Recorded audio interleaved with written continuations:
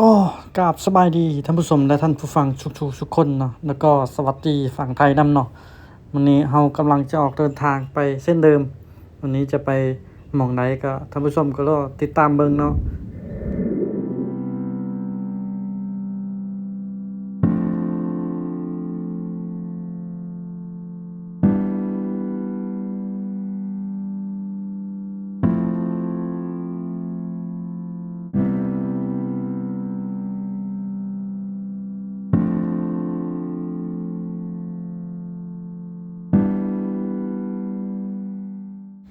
นี่นะเนาะเส้นทางมื้อนี้ที่เฮาสิไป100กว่าโลเนาะ3 ชั่วโมงนิดๆเนาะมื้อนี้เฮากำลังสิออกเดินทางไปแบบว่าที่ทุกคนเห็นในทีเซอร์นะตอนนี้เฮาก็มาวาร์ปมาอยู่ครึ่งทางแล้วเนาะนี่ก็เฮาก็อยู่ใกล้ๆสิฮอดแล้วประมาณครึ่งทางแล้วเนาะมื้อนี้เฮาก็ออกเดินทางค่อนข้างจะใช้เวลาจะน้อยเนาะเพราะว่าเฮาก็เดินทางไกลมื้อนี้เฮาก็สิไปเยือนที่ทุกคนเห็นนั่นแหละถ้าทุกคนยังบ่รู้จักเฮาก็สิบอกนะครับวันนี้เฮาก็สิไปเกาะนั่นเองเนาะไปเกาะก็คือเกาะล้านหรือว่าเกาะล้านที่ทุกคนรู้จักเนาะเฮาก็สิมุ่งหน้าไปเมืองพัทยาก่อนเนาะเฮาสิไปขึ้นเรืออยู่หั่นเนาะนี่เฮาก็ใกล้สิฮอดหาดพัทยาแล้วเนาะนี่ก็เฮาก็เข้าว่าเส้นทางพัทยากลางเนาะ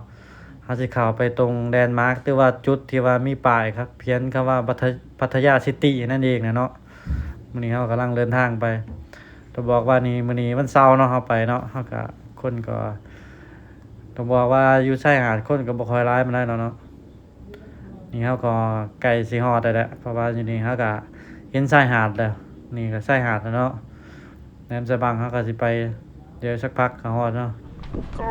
กราบสบายดี ท่านผู้ชมท่านผู้ฟังทุกท่านเนาะก็มาหอดพอดีเมื่อแห่งพัทยามาหอดแล้วเนาะวันนี้เราสิบริยาแค่พัทยาเนาะเพราะว่าสิไปเกาะก็บ่ฮู้ว่าสิทันหรือบ่เพราะว่านี่มันก็3 โมง2 โมง3 โมงเนาะมานี่เนาะท่านผู้ชมเนาะมาหอดมาถึงมาหอดมาจอดมาหอดมาถึงกันเป็นทีเรียบร้อยเนาะนี่รอขึ้นรถขึ้นเรือนี่ได้ขึ้นเรือมีหลอดจักโมงครับอันนี้สปีดโบ๊ทไปอย่างเร็วแล้วก็ให้เขาแน่ใจเลยครับไปวัดเลยครับคนถูกจะได้นับคนถูกพี่ก็ได้พี่โคตรกาต้องบอกว่าท่านเนาะพี่น้องเนาะเฮากะสิขึ้นเรือประมาณ3 โมงเนาะรอบ3 โมงกะเฮาขึ้นเรือมื้อนี้กะซื้อในราคา30 บาทเนาะกะบ่แพงปานใดถ้าอยากไปเร็วหรือว่าไปแบบไวลวนนั่นเองกะขี่สปีดโบ๊ทไปเนาะนี่ก็คือเกาะล้านที่เฮาสิเดินทางไปนั่นเองเนาะเกาะล้านที่เรากำลังจะเดินทางไปเนาะมื้อนี้กะเป็นบรรยากาศที่ทุกคนเห็นสิไปเลาะเกาะล้านในที่สุดที่เราได้มาเนาะก็เป็นวิวทุกคนนะครับบรรยากาศที่ทุกคนเห็นนะครับที่ประมาณนี้มีทั้งคนออกนะครับคนเขาเข้ากว่าสุดสายเลยเนาะเพราะว่าเมื่อนี้มาซื้อตัวในราคาประหยัดนี่ครับสปีดโบ๊ทกับสปีดโบ๊ทกับสิไว้นี่นะแต่ว่าไปเรือโดยสารกับสีซาแน่นะสปีดโบ๊ทเขาประมาณ15 นาทีเนี่ยมีแต่กลุ่มต่างชาติเท่านั้นทัวร์จีนเยอะมากหลายอีดีนี่บรรยากาศรอยรอบอย่างที่ทุกคนเห็นนะเพราะว่าวันนี้เขาก็ซื้อในราคาประหยัดตัวเขาก็30 บาทใส่เวลาเดินทางประมาณ45 นาทีเขาก็จะไปแล้วสุดนะไทยเอกำลังยางไปบรรยากาศทุกคนเห็นหมดมีหลายท่าเรือแต่ที่ยังนึงต้องมีบางท่าเขาบนบางท่าเวลาเขาอยากมาบรรยากาศสีบอเปื่อนมาได้ที่ประมาณนี้แต่ว่าท่าเรือเขาก็ท่าเรือแบบว่าราคาประหยัด มันก็สิราคาถูกนี่นี่คือราคาที่แต่มันก็แรงมันจะต้องช้านี่สปีดโบ๊ทก็จะไปเร็วด่วนทันใจนี่แหละเนอนเรือเราสิข้ามไปในรอเวลา3 โมงที่เราจะไปนี่กำลังอยู่2 โมงครึ่งนั่งรอ มานี่เลยครับเอามานี่เลย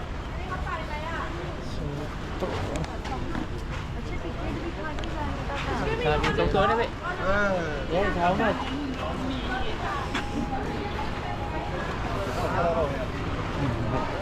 กำลังจะขึ้นเรือเข้าไปกับซื้อประมาณนี้ ต้องเลยนะครับ ไม่ได้นะ เสื้อชี้เลยนะครับ ครับ ระวังครับ เอาข้างบนหรือข้างล่างอ่ะคุณเจอข้างบนหรือข้างล่างนี่ไง ตายทุก ไอ้เหี้ยนี่นะครับเรือที่เขาขึ้นไปแล้วเราจะดูที่ข้างหน้านี่ครับใส่แล้วก็โหลดเลือกเอาได้หมดเอาแบบไหนทุ่นหัวหรือว่าเชือกกระเป๋านี่วางก่อนก็ได้ไม่วางก็ได้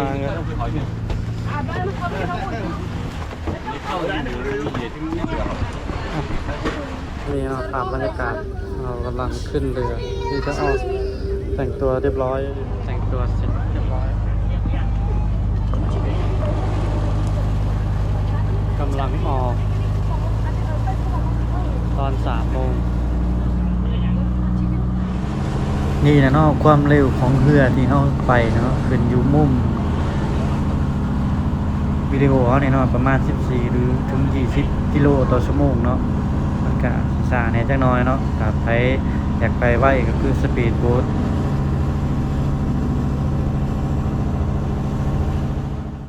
เพื่อบ่เป็นการเสียเวลาเขาก็วาร์ปมาฮอดเลยพอดีเนาะมื้อนี้เขาก็มาฮอดเป็นที่เรียบร้อยแล้วมาฮอดเฮาสิลงท่าเรือก็คือเอิ้นชื่อว่าท่าเรือหน้าบ้านเด้อพี่น้องเด้อนี่ก็คือท่าเรือหน้าบ้านที่เฮาสิลงเนาะรถเฮาก็ลงแบบว่าฮอดเกาะอย่างเป็นที่เรียบร้อยนั่นเองเนาะก็นี่ก็ท่าเรือที่เฮากำลังลงเนาะก็ธรรมดาเนาะคนมันได้ก็ต้องรอคิวกันไปเนาะคนมันก็ยังว่าละต่อคิวกันเอาลงไปก็อยากลงไว้เนาะเฮาก็ฮอดเกาะเป็นที่เรียบร้อยแล้วพี่น้องเอ้ยเดี๋ยวเฮาก็ตื่นเต้นจักหน่อยเนาะเพราะว่าเฮาก็บ่เคยมามื้อนี้เฮาก็ได้มาเป็นเทื่อแรกเทื่อทับอิฐเลยที่เฮามาเกาะล้านนั่นเองเนาะเดี๋ยวสิพาท่านผู้ชมทั่วว่ามันมีอีหยังที่ดึงดูดให้เฮามาเนาะสนีในเกาะล้านมันมีหยังแหน่เนาะก็เดี๋ยวสิพาทั่วมาเนาะไปก็มีทั้งมาพักนอนพักกามาอย่างลิ้นไปเช้าเย็นครับก็ว่าได้เนาะแต่ว่าเข้ามากอะก็ไม่ยังเพราะว่าเข้าสีเมื่อคืนขึ้นนี่นะครับก็ร้านของเมืองพัทยาของชลบุรีนั่นเองนี่นะบรรยากาศกสิประมาณนี้คนกำลังลงจากเรือแล้วก็มีเรือยาจีตอนแรกเขาก็เมื่ออีกเนาะเพราะว่าเขามาแค่แป๊บเดียวมาข้าวหนึ่งมาเยือนแล้วก็เมื่อคืนต้องรอติดตามส่งเขาว่าเขาจะได้งานไปเที่ยวไซแนมนี่นะก็ต้องบอกว่าเกาะนี่มี2 ทางมาหลายเนาะเพราะว่ามีท่าเรือค่อนข้างจะหลายหม่องหลายมอนคือกันเนาะท่าเรือที่เฮาลงนะถ้าไผสิขี่สปีดโบ๊ทมากก็มีอีกท่าเรือหนึงลงเนาะมื้อนี้เฮาก็ขี่แบบว่าเรือสาธารณะเนาะก็ถือกว่ากันน้อยหนึงเนาะเพราะว่าถือกว่ากันหลายเติมนะเพราะว่า30 บาทถ้าจะขี่เรือสปีดโบ๊ทก็คนละ150 บาทเนาะก็ถือกันประมาณหลายเท่าอยู่แต่ก็สากว่ากันหลายเท่าเนาะเรือสปีดโบ๊ทก็สิประมาณ15 นาทีฮอดเนาะเรือที่เฮานั่งมาก็สิประมาณ45 นาทีหรือ50 นาทีเนาะเพราะว่ามันก็แตกต่างกันเนาะไผอยากมาไว้ก็เสียเงินหลายไผอยากมาสาก ใครอยากประหยัดก็ต้องมาช้าจักหน่อยเนาะฮะนี่เฮาก็มาฮอดแล้วเป็นเกาะที่แบบว่าที่ข่อยย่างเข้ามาเนี่ยเป็นเกาะที่แบบเจริญอยู่ดีเนาะมีทุกสิ่งทุกอย่างมีร้านอาหารมีห้องนอนหรือว่าโรงแรมน่ะเนาะแล้วก็ทุกอย่างเนี่ยนะมีตัวรถจักรรถหยังไฟฟ้าครบเนาะถือว่าเจริญที่สุดเนาะที่เฮาย่างเข้ามาแปลกหูแปลกตาให้กันมื้อนี้เฮาก็สิย่างทั่วแป๊บหนึงเนาะมื้อนี้ก็ต้องบอกว่าท่านผู้ชมเนาะก็มื้อนี้เฮาก็บ่ได้เอารถจักรเข้ามาเองหรือว่ามอไซค์เข้ามาเนาะเฮาก็สิมาหาเซารถแถวนี้เนาะเฮาก็มาหาเลือกร้านก่อนเพราะว่าไผมาเกาะร้านก็อย่าลืมเนาะเพราะว่าต้องมาเซามอไซค์ถ้าไผขี่บ่เป็นก็มีรถ2แถวให้เฮาบริการให้เฮาเนาะแต่ว่ามันก็สิแพงแน่เนาะบ่คือเฮาก็ไปเองขี่ไปใช้ก็ได้เนาะมอไซค์หรือว่ารถจักรเซามือหนึงก็200 บาทเนาะถ้าสิขี่ไปใช้ก็ได้เบิดในเว้นเกาะนี่เนาะนี่มีฮอดเซเว่นบางทีพี่น้องเอ้ยเซเว่นอยู่ในเกาะคิดเบิ่งนะความเจริญสำใดบางทีนี่ค่อยมากกว่ายังแปลกหูแปลกตามันคือร้อนบ้านเฮาได้ร้อนบ้านเฮานี่คือมีแต่ปลูกผักปลูกหญ้าเนาะอันนี้คือเกาะแบบว่าเกาะคนอยู่ดีเนาะแต่ว่าร้อนบ้านข่อยนี่ก็คือแบบว่าเลี้ยงงัวเลี้ยงควายนะปลูกผักปลูกหญ้าติอันนี้ก็คือเกาะแบบเจริญที่สุดเนาะที่เฮาเห็นน่ะเนาะที่เฮาเคยเห็นเนาะอำนวยความสะดวกเปรียบมีทุกอย่างดีไม่ดีมีโรงพยาบาลด้วยทุกคนมีร้านยา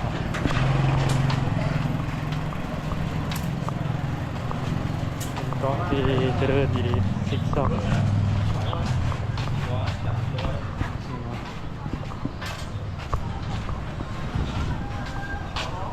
จะมาโผล่ที่วัดบรรยากาศก็จะประมาณนี้นี่ก็คือภาพบรรยากาศที่เขายางเด่นเนาะก็สิประมาณนี้ครับทั้งวัดหมกเขียนคำว่าเกาะนี่ก็คือหมู่บ้านแห่งหนึ่งเนาะเป็นหมู่บ้านที่ว่าเป็นที่ท่องเที่ยวแบบว่าแถบสิบ่แม่นเกาะเนาะก็สำคัญว่าเกาะนี่ก็เป็นในที่แบบว่าที่ท่องเที่ยวโคตรใหญ่เลยสำกับโมเมนต์เกาะเลยนะเพราะว่าสิ่งเมื่อความสะดวกก็ครบจบในที่เดียวเนาะเฮาก็มีทุกอย่างเนาะ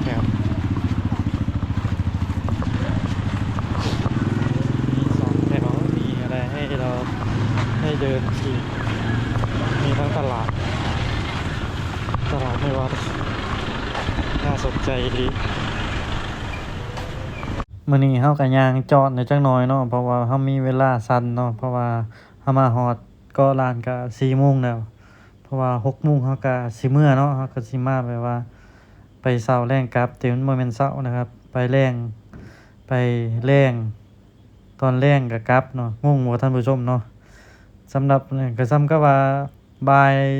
4 โมงเนาะเฮาก็เมื่อ6 โมงก็ใช้เวลา2 ชั่วโมงอยู่เกาะแห่งนี้เฮาก็เลยจอดพาท่านผู้ชมมาเบิ่งแน่เนาะถ้าคลิปนี้ก็เห็นแล้วก็อย่าลืมกดไลค์กดแชร์กดติดตามกันไว้นี่เด้อเพื่อสิบ่พลาดคลิปใหม่นะที่เฮาลงไปก็เป็นกำลังใจให้เฮานำเพื่อให้เฮาเฮ็ดคลิปต่อๆไปเนาะรับรองว่าคลิปต่อไปก็สิมีบ่แม่นเนาะก็มีสาระจักหน่อยเนาะ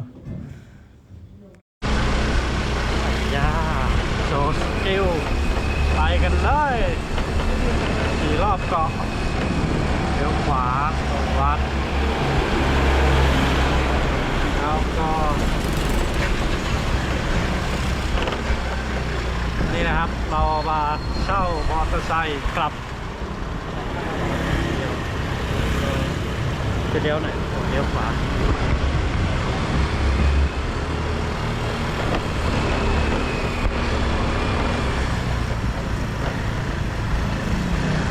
ไปตรงขึ้นเขาเลยนี่นะครับเดิน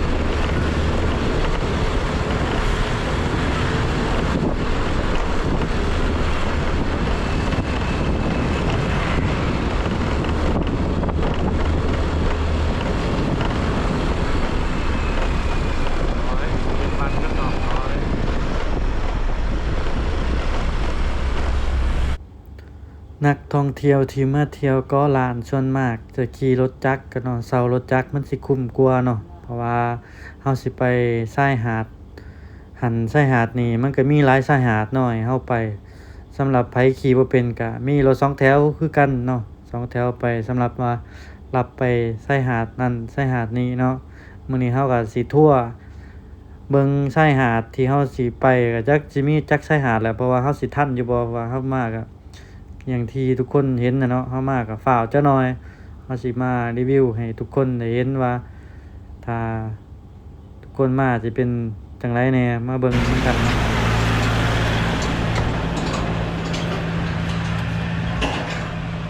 นี่นะมาฮอดแล้ว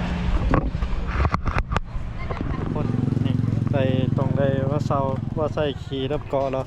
เพราะว่ามอไซค์เฮาก็เอามาบ่ได้เนาะนี่เป็นจุดชมวิวอีกแห่งแลนด์มาร์คแห่งหนึ่งเนาะก็ประมาณนี้วิวสุดยอดเหมือนกันมองนี่สกายฮาร์โอ้โห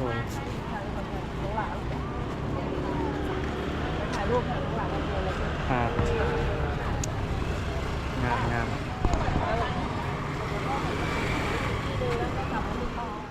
หลังจากที่เฮาเบิ่งชมวิวข้างบนแล้วเนาะเฮาก็สิลงมาชายหาดเนาะชายหาดนี่ก็เป็นชายหาดที่แบบว่าลุ้นคือกันเนาะว่าสิงามส่ำใดแต่ว่าเฮาแนมมาแต่เทิงส่วนมากมีแต่น้ำค่อนข้างจะเขียวเด้เนาะหรือว่าสีฟ้าใสแนมเห็นแบบว่ามหาสมุทรใกล้เลยเนาะแต่ว่าแจ้งอีหลีชายหาดนี่เนาะมื้อนี้เฮาก็สิมาพาท่านผู้ชมมาเบิ่งชายหาดนี่ก็ชื่อว่าชายหาดแซมเนาะชายหาดแซมหรือว่าชายหาดเนี่ยประมาณนี้เนาะเฮาก็อ่านภาษาไทยบ่ค่อยเป็นปานใดเนาะชายหาดแซมนั่นเนาะวันนี้เฮาก็สิมาพามาทั่วเบิ่งว่าชายหาดหม้องนี้มันเป็นจังไดเนี่ยแต่ที่ข้อยแนมเห็นนี่ค่อนข้างจะต้องบอกว่าจะได้ดีค่อนข้างจะงามเลยทีเดียวเนาะสะอาดแบบว่ามีระบบจัดการดีนะโคตรงามเลยนี่นะครับชายหาดในฝันของทุกคนที่ได้ว่าวันนี้เขาก็มาหอดมาถึงมาจอดมาเหมาะเนาะมาชมบรรยากาศข้างหลังเนาะนี่นะครับทุกคนเป็นยังไงโคตรสดหาดเกาะล้านนั่นเองซึ่งเอิญว่าหาดนี้เป็นหาดนี้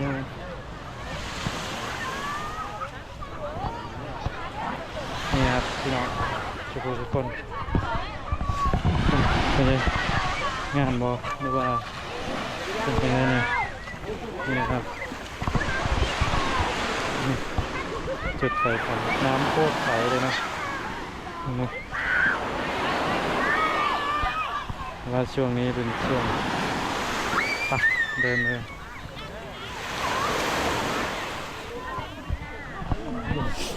เดี๋ยวไปหาที่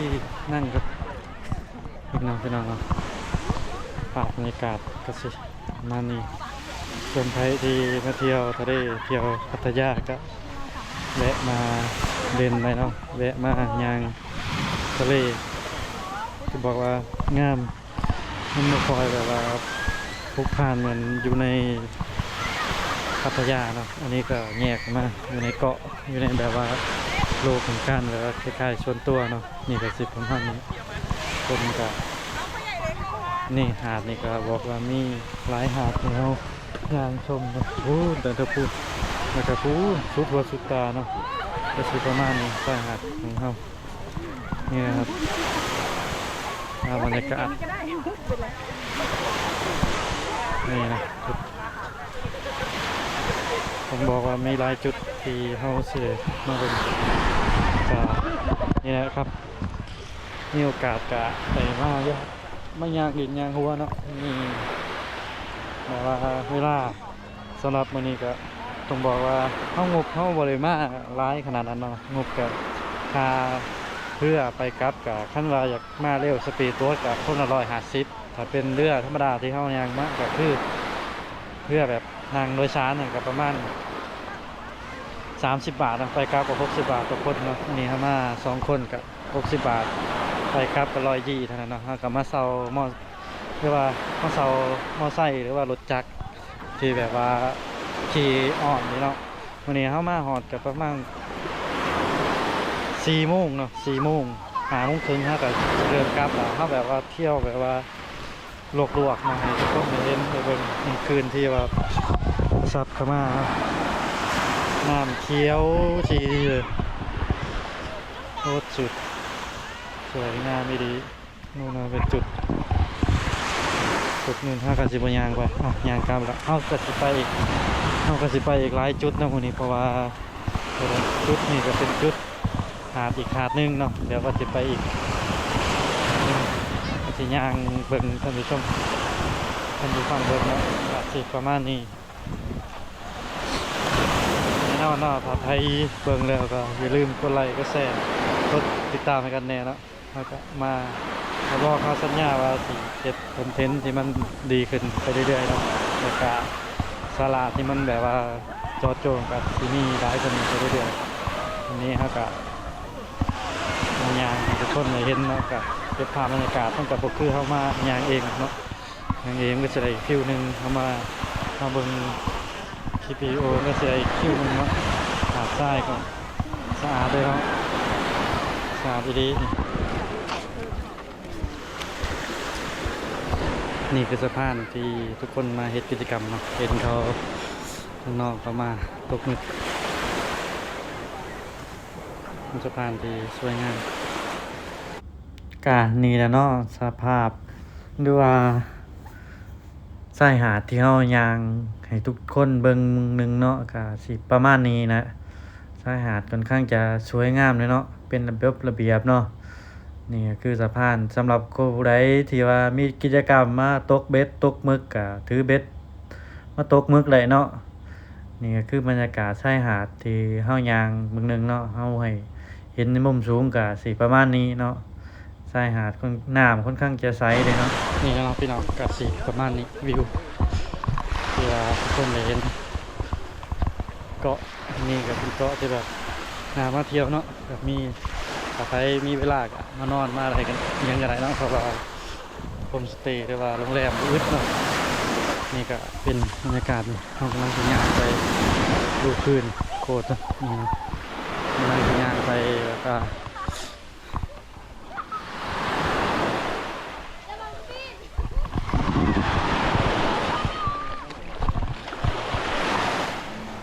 เสียงคลื่น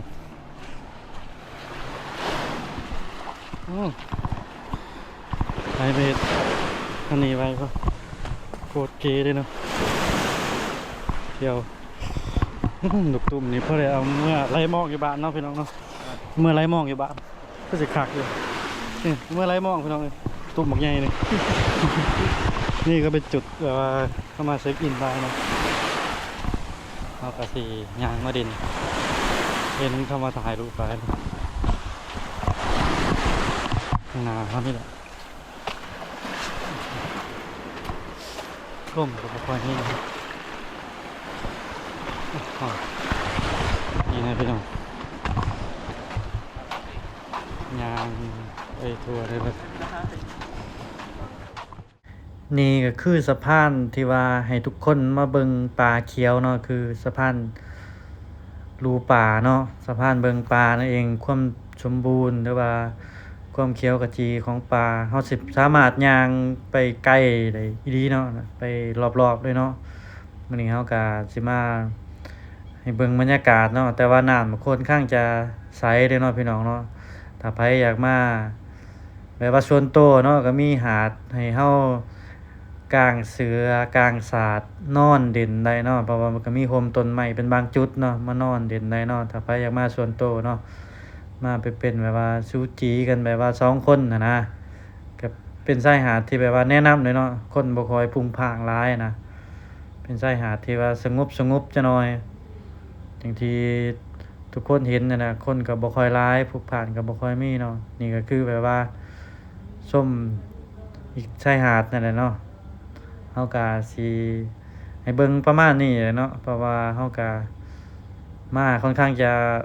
ฟ้าวนะพี่น้องเอ้ยฟ้าวอีหลีนะเพราะว่าเฮามามีเวลาแค่2 ชั่วโมงเนาะนี่ก็คือความแบบว่าเขียวขจีของ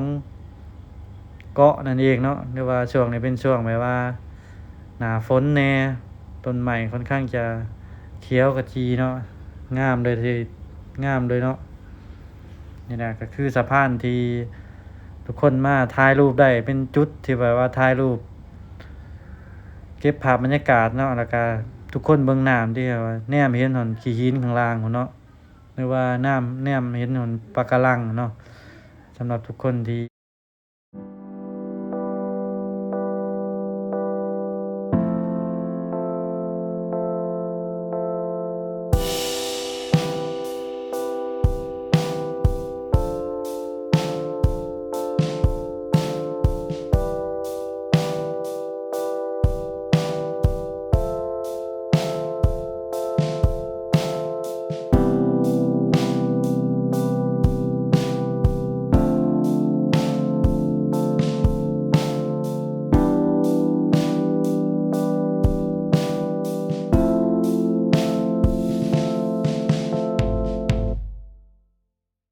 กันนี้แน่นอนโดยรวมที่แบบว่า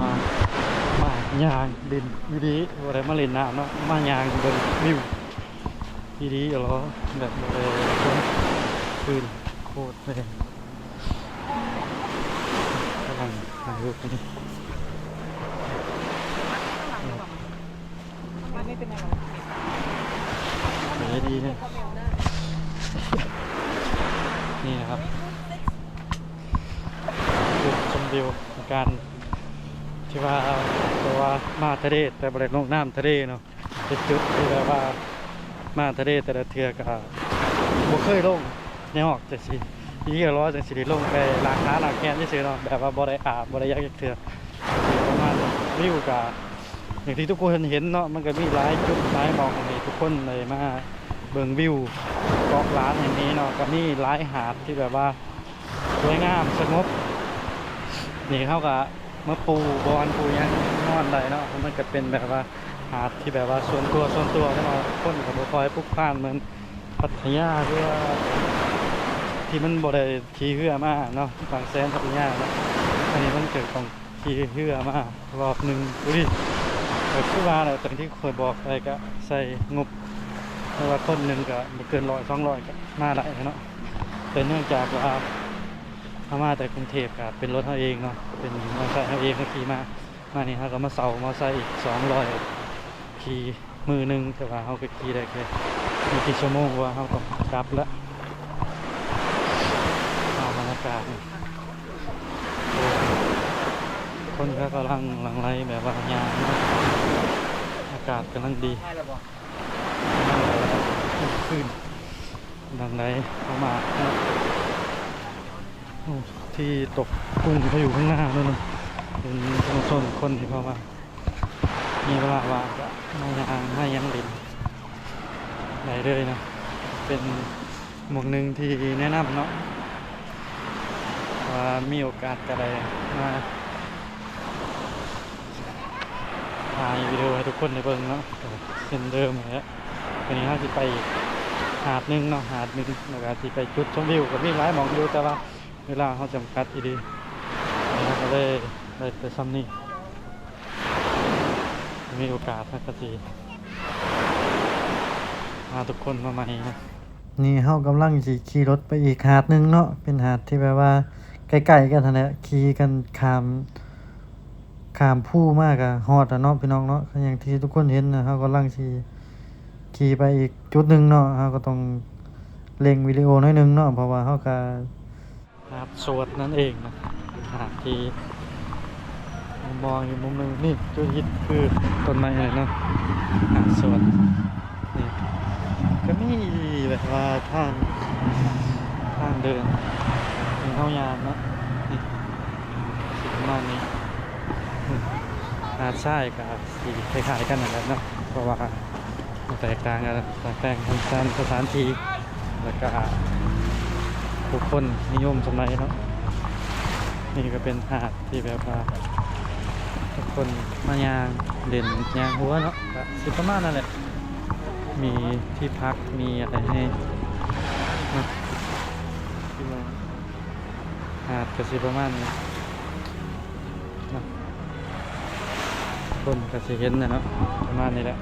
เขาก็สิบ่ย่างให้เบิ่งร้ายหรอกเพราะว่าทุกสถานที่ทุกที่มันก็คล้ายๆกันเบิดมันก็เลยนะครับเราสิหาจุดเด่นให้ทุกคนได้เบิ่ง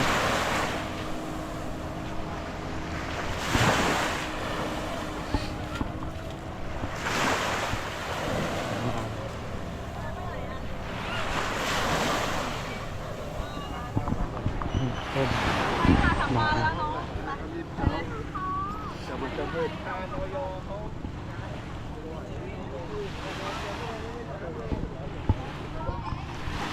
จะสิประมาณนี้นะสงบหน่อยหนึงนี่ต้นอะไรเนี่ยต้นยังกับบูกันเนาะให้ทุกคนถ่ายเองพอมาฮอนนี่ก็สิเห็นต้นแล้วทุกคนมาเนาะ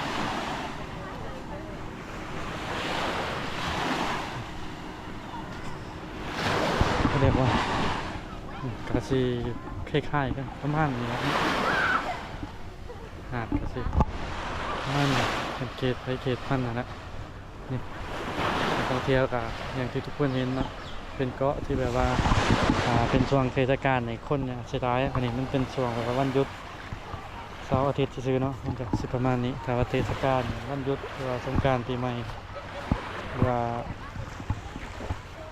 ปีใหม่บ่หยุดยาวๆนะก็สิหลายคนเลยอาจจะไปอีกจุดหนึ่งแหละไปกันต่อนี่แหละครับพี่น้องเข้ามาเที่ยวเกาะขี่ชาวบ้านไซขี่แล้วประมาณนี้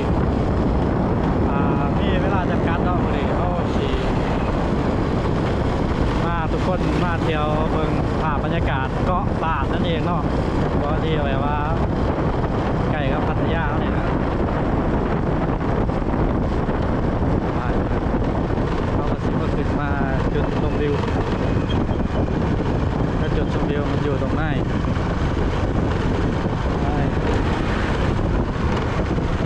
นี่ครับบรรยากาศกระสิบประมาณนี้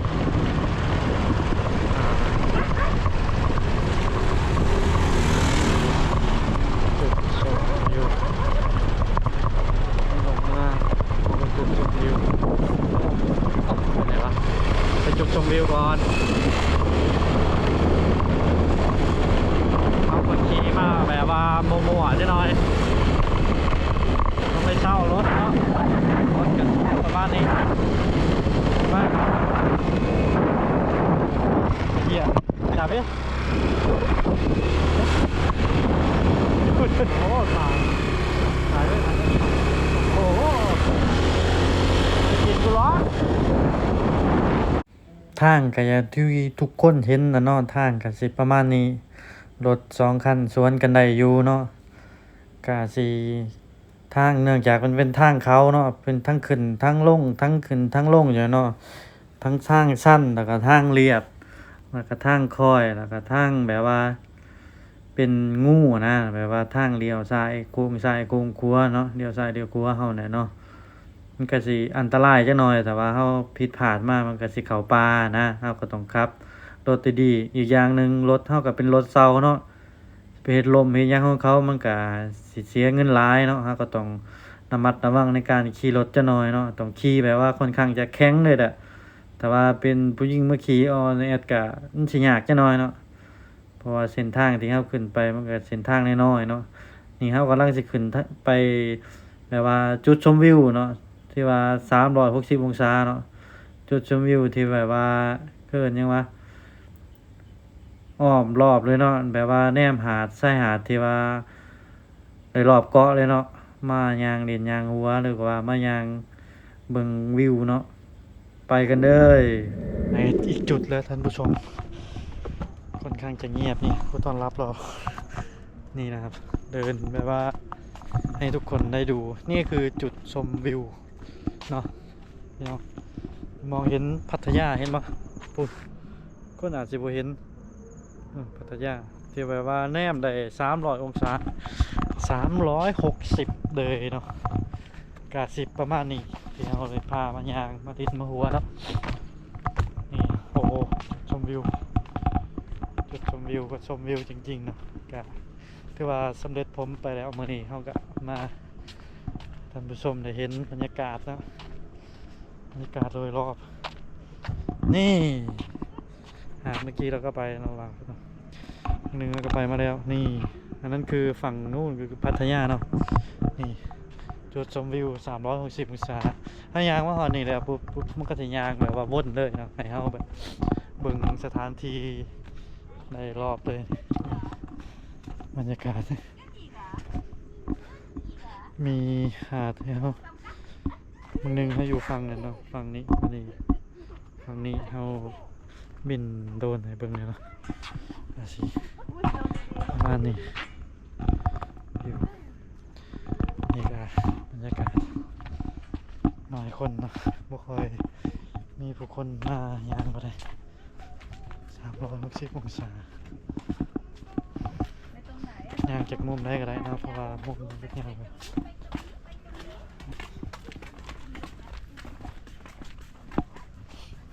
นี่ครับนี่คือหาดแหลมที่เราเข้าไปแล้วนู่นอยู่ตรงนู้นอยู่ตรงพูดเลยนี่วะกาซี่ให้ทุกคนได้เห็นบรรยากาศรอบๆเนาะว่ามื้อนี้เขาก็พามายางเด่นอย่างว่าทีสำหรับว่าพาชมวิวแล้วกันที่ว่าแบบว่าคนลาวเขาบ่ค่อยได้มาเห็นปานใดเนาะจุดที่แบบว่าคนไทยที่เข้ามาเนี่ยเนาะนี่คนลาวเขาก็บ่ค่อยได้มาแต่ว่ามื้อนี้เขาก็ได้มาชมบรรยากาศให้ทุกคนได้เห็นได้เบิ่งเนาะเป็นจังไดก็พี่ชมกันมาได้เนาะ พี่น้องในคนนั้นแน่เลยจมูกบานๆนะ นี่ฮะก็สิประมาณนี้ก็อยากให้ทุกคนได้เบิ่งบรรยากาศเนาะบรรยากาศประมาณนี้เขากลับมาแบบมื้อนี้แบบว่ามาด่วนบ่มีเวลาหยังปานใดเนาะก็สิประมาณนี้คลิปเนี่ยคือจุดชมวิวที่ทุกคนมาเนี่ยอยากหาตรงนู้นก็เป็นพัทยาเนี่ยเนาะจุดชมวิวที่แบบว่าสวยเดี๋ยวเขาก็ต้องจากลากันเมื่อเนาะเพราะว่าคลิปนี้ก็ยังมาท่านจบหรอกอสิทายอันนั้นให้เบิ่งอยู่ก็อย่าลืมกดไลค์กดแชร์กันเลยเนาะเพราะว่าเขาก็มาทำคอนเทนต์ให้ทุกคนได้เห็นได้เบิ่งทีนี้ก็บอกว่าเงียบสงบเนาะก็บ่ค่อยมีผู้คนร้ายมาไล่หรอกนี่เกาะนี่ส่วนมากก็จะอยู่ในผมชุมชนผมเนาะอยู่นำแบบว่ามาแบบไปมากอ่ะบ่ต้องมีบัตรใบขับขี่หรือว่ามีบัตรใบขับลงขับรถอิหยังอะไรเนาะมาเซารถก็ได้เบิดเนาะแต่ว่าขับรถเป็นเนาะก็ส่วนว่าไปขับรถบ่เป็นก็มีวินมีรถ2แถวให้เจ้าได้นั่งได้ขี่เนาะก็ศึกษาเอาเนาะจนว่าเฮาก็สิเดินทางกลับนี่เฮาก็สิลงไปอีก 6 โมงเฮาก็สิเมื่อเพราะว่าบรรยากาศโดยรอบก็สิประมาณนี้เนาะก็ใครเบิ่งแล้วก็อย่าลืมกดไลค์กดแชร์กด Subscribe กดติดตามก็บอกว่าจบคลิปนี้เกาะล้านนั่นเองหลังจากเดินทางกลับเหมือนเดิมนี่ก็เป็นเวลาสักเกือบ6 โมงแล้วเนาะเป็นเวลาเอาเมื่อ6 โมงนี่ประมาณ4 โมงกว่าๆนี่เราก็จะกลับอย่างถาวรลาแล้วเด้อเกาะล้านบายสวัสดีครับผม